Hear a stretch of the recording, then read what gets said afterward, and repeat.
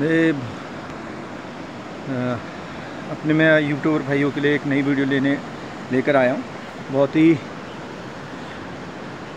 रमणीय सौंदर्य से विभूषित ऐसा नज़ारा आपको बहुत कम देखने को मिलेगा। इस तरीके से देखिए, ये हमारा सामने गांव है, ये असेठी गांव है और ये नदी है, इस नदी के पार भी गांव है। तो ये एक पत्थर है, यहाँ पर हमारा हनुमान जी का मंदिर है ऊपर, और इस तरीके से ये जहाँ पे मैं बैठा हूँ ये पहाड़ी है। और ये पीछे का नज़ारा देखिए, ये जो हम सुनते आ रहे हैं कि पहाड़ों से गोमुख से गंगा बहती है और इस तरीके से, तो उसका एक ये देखिए किस तरीके से पहाड़ों के बीच में से रामगंगा हमारी बहती हुई रामनगर की साइड जाएगी ये। और इस तरीके से जो ये सौंदर्य है। बट आप सभी भाइयों को अनुरोध है कि इस नदी से कभी मजाक ना करें, क्योंकि बरसात का मौसम है। आपको कोशिश करेंगे कि हम एंजॉय करें, कुछ इस तरह के वार्तालाप करें, लेकिन बट उससे होगा क्या कि आप डूब सकते हैं और आप अपनी जान को भी जोखिम में डाल सकते हैं। तो इस प्रकार की हरकतें यहाँ ना करें, क्योंकि ये बहुत ही एक जितना रमणीय सौंदर्य स्थान है उससे ज़्यादा ख़तरनाक भी है। और ये देखिए, ये हमारी रामनगर की साइड जाती हुई, और ये जो मेरा और ये जो पीछे की साइड है, आगे जाके आप देखेंगे उधर से थोड़ी सा हम ऊपर को जाएंगे तो वहाँ पे एक नवाड़ गांव पड़ेगा, उसके बाद जमराड़ पड़ेगा, और इस तरीके से गांव धीरे धीरे बढ़ते जाएंगे। बट अभी ऐसा लग रहा है कि ये नदी हमारी आगे जाकर छुप गई है। वी शेप में बनती हुई नदी वी शेप की पहाड़ियों से निकलती हुई जा रही है। और ये देखिए कितना रमणीय सौंदर्य, कितना प्राकृतिक जो है। मेरे को बड़ा सौभाग्य प्राप्त हुआ कि मैं इस स्थान पर जन्मा हूँ, और मैं उसका हार्दिक अभिनंदन करता हूँ अपने इष्टों का, देवों के देव महादेव का, अपने पितरों का, कि जिन लोगों ने हमारे इस जगह पर आने का एक बहुत बड़ा सौभाग्य, वो आए तभी हम आए, हमें एक बहुत बड़ा सौभाग्य प्राप्त हुआ। परंतु किसी कारणवश पहाड़ से धीरे धीरे नीचे पलायन हो रहा है। उसका कारण हम क्या बताएं, राजनीतिक कह लें या हमारे जो पहाड़ की जनरेशन है उसका शहर की तरफ आकर्षण बोल लें, दोनों ही उसके लिए जिम्मेदार हैं। तो आज मेरा सभी भाइयों से अनुरोध है कि जितने भी मेरे भाई ये नज़ारे को देख रहे हैं तो कमेंट ज़रूर करें, लाइक करें और बताएं कि आज आपको ये नज़ारा कैसा लगा। ये जो नज़ारा मैं लेकर आया हूँ आपको इसीलिए लेकर आया हूँ कि आपको भी देखने को मिले कि पहाड़ में एक से एक सुंदर जगह है, परंतु किसी कारणवश हमारी जो पहाड़ की जनरेशन है वो नीचे को जा रही है।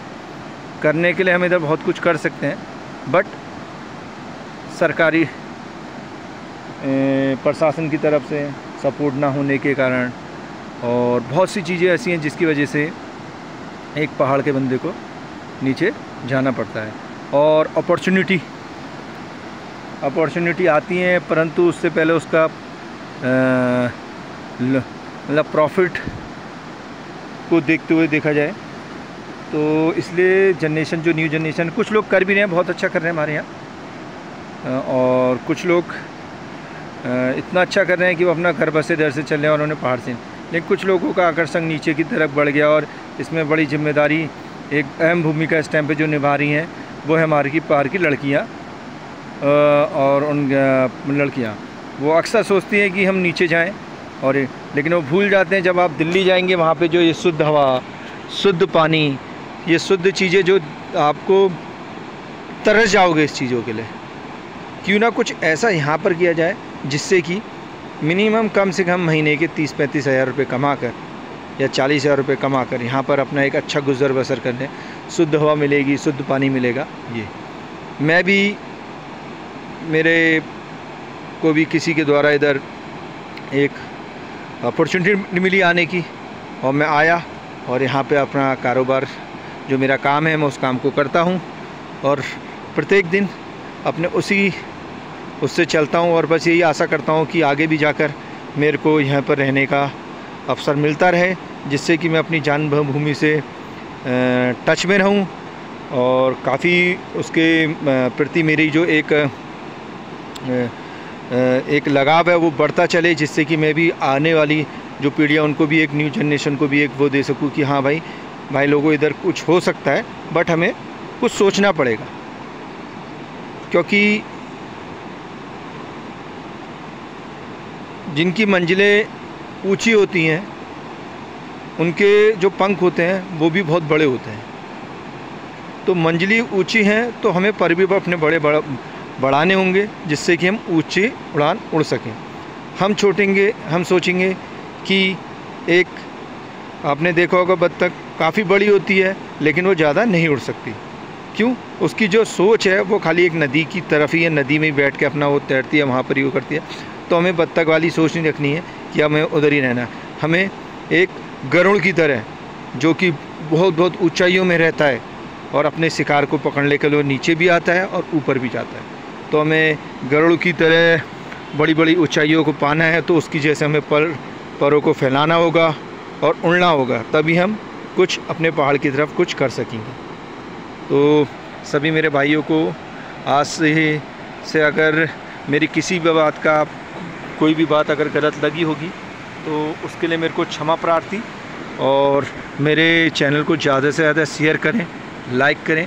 ये बस मैं आपको ऐसी धीरे धीरे नेचर ऑफ ब्यूटी के कुछ पल दिखाते रहूँगा, और बीच बीच में जो मेरे विचार हैं उनको भी आपसे उनको भी आपके सामने रखते रहूँगा, जिससे कि मेरे को पता लगेगा कि कितनी मेरे में कमियां हैं, कितनी मेरे में कितनी मेरी जो सोच है वो सही है और कितनी गलत है।